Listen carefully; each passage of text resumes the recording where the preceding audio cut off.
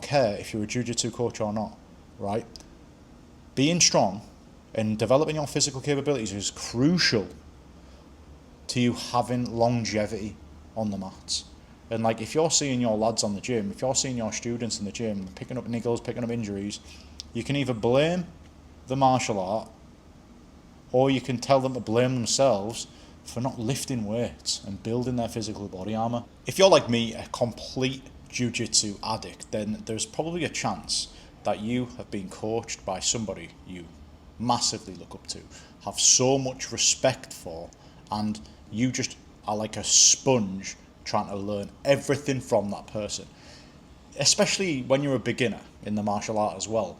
It's just like they can't say no wrong, and it's just all about learning as much as humanly possible from this person every second you are in their presence.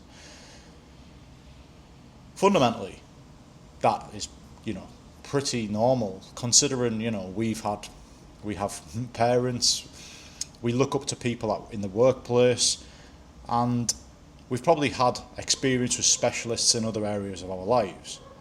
But we must calm ourselves down sometimes, because a specialist in a certain area of our lives isn't always a specialist in all sorts of other areas. Now, specifically, I've trained at a lot of different places. I've been in the army for 12 years. For those that are new to the channel, welcome. My name's Paul Green. I'm a purple belt. I've grappled for about 7.5 years. But I've coached thousands of elite soldiers when I was in the army, and now I coach grapplers in helping them delete their injuries and build physical body armour.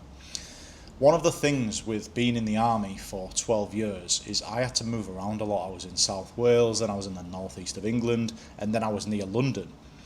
Sometimes I was moving around different gyms, and I got a chance to see different coaches.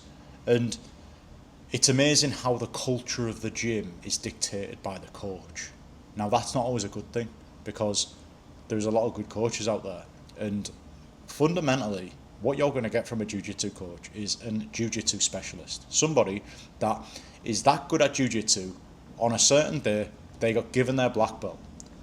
That person's not necessarily a good coach, but they have all of a sudden expected to go and coach this skill in which they've worked their bollocks off to get to other people. And they don't really get experience in that.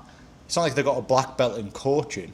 They've got a black belt in jiu-jitsu. Do you know what I mean? So instantly, the whole premise of a jiu-jitsu coach is now expected to coach is a bit mad. However, we are lucky that there is so many good jiu-jitsu coaches out there, and I'm very lucky that I've shopped around a little bit when I was at the start of my jiu-jitsu journey, to make sure that I wasn't just being coached off a good jiu-jitsu coach. I was being coached off a good person. But this is what I really want to talk about in this video, is the person side of it. Because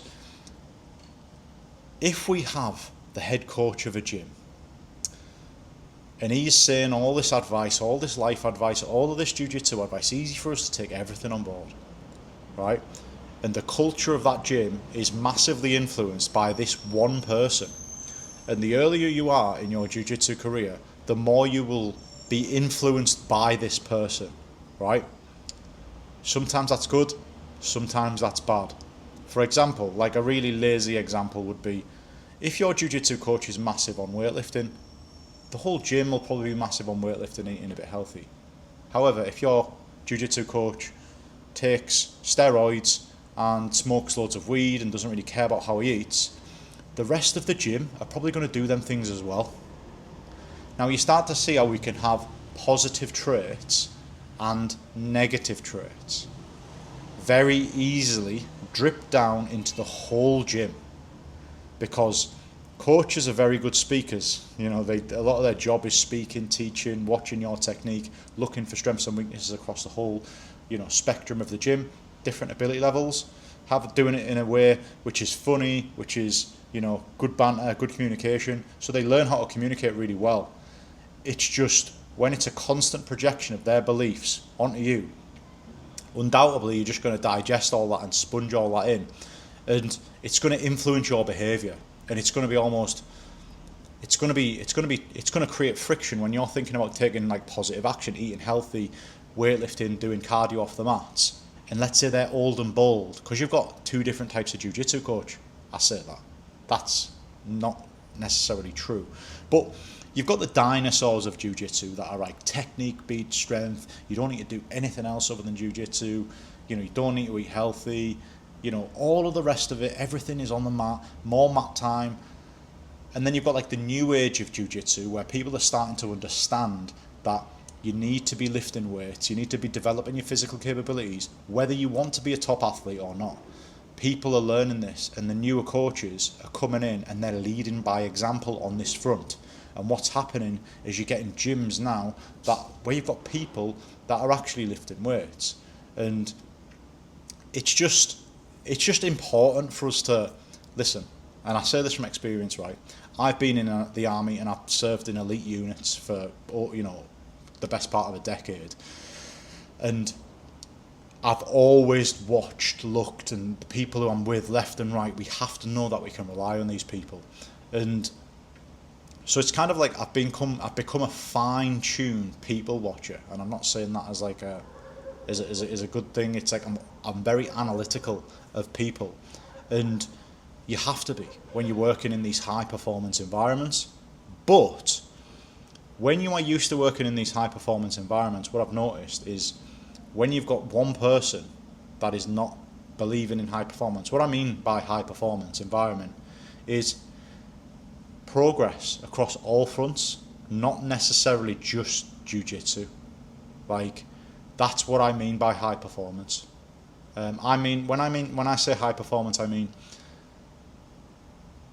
a willingness to develop your physical capabilities both on and off the mat. I think that's high performance. It's basically doing the best with what you have in the you know, with all your limitations and your family life and all the rest of it. And if the best that you can do is, you know, doing one weightlifting session per week, that's absolutely fine. But it's just the willingness to develop and make progress both on and off the mats. And sometimes coaches do not share that same willingness. Sometimes coaches just want you to develop a jiu-jitsu, and they've kind of lost hope off the mats as well. And that will also filter down into you as students. And that's not good, man. Like, that is not good, because, you know, we can probably look at these people. Like my mum, I'll say you'll use my mum as an example of where I didn't use her as a role model in some regards and learn from her mistakes in some regards. It's really difficult because as grapplers, we are literally infatuated with the martial art, and I say this from so much experience working in these teams. Like, so my mum used to be an alcoholic, and I was always repulsed by the idea of alcohol. So I never really got interested in alcohol because I kind of looked at her and thought about, you know, her depression and thought, well, it'll make me like that, and I don't want to be like that because it looks fucking awful. Another example of this is when I was doing my training for the paras, Parachute Regiment Depot, and we are trained by senior paratroopers, high-performing operators that have been on multiple operations. And doesn't matter what they say, we're looking at them like this. Yeah, yes, corporal, yes, corporal. They cannot say a word that is false. Even though they might be talking complete shit, we will believe everything they say because we look at them like they are fucking gods, because we want to be like them. Even if they are wrong, they have a horrendous character trait or multiple horrendous character traits, we want to be like them because they have something that we want. In the parachute regiment, that's the Maroon Beret. That's being a paratrooper. Operational experience. On the mat, that is the black belt, the coach, the status, being a role model to others, teaching techniques. Do you see how it's all this stuff? It's similar. Being a kid, looking at his parents. Being a Joe, looking at a paratrooper DS. They're walking around like gods. You look at your family like they're gods. They can't say nothing wrong, and we have to be so careful